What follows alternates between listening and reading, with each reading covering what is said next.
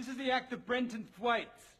He's very kindly volunteered his body for the following demonstration.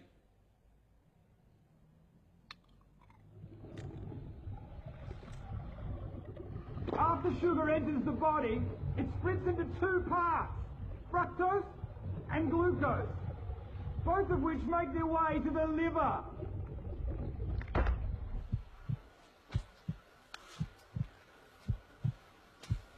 Now, once in the liver, the glucose is dealt with efficiently. It's either used immediately for energy, or it's stored for later, like a spare battery. But the fructose half of sugar is very different.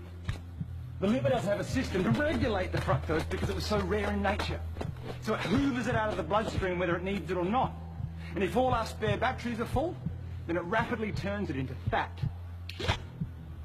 Some of that fat is going to stay in the liver, and you're going to have increased risk for insulin resistance and diabetes. What also happens is that this fat in the liver is then sent out into the bloodstream as triglycerides, which can lead to excess weight, plus blocked arteries and heart disease.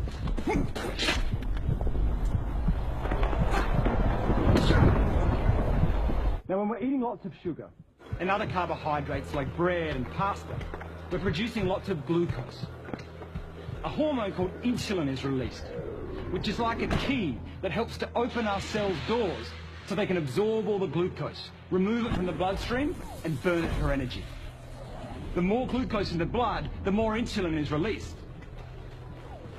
But the key point for us is that while this insulin is in the blood dealing with all the glucose, it tells our fat cells to hold on to the fat.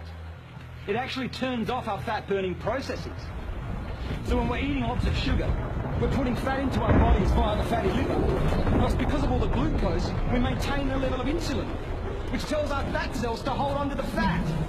We can't burn off fat when insulin is around dealing with all the sugar. This is what may be happening to the huge number of the population. It's highly unlikely with Brenton, though.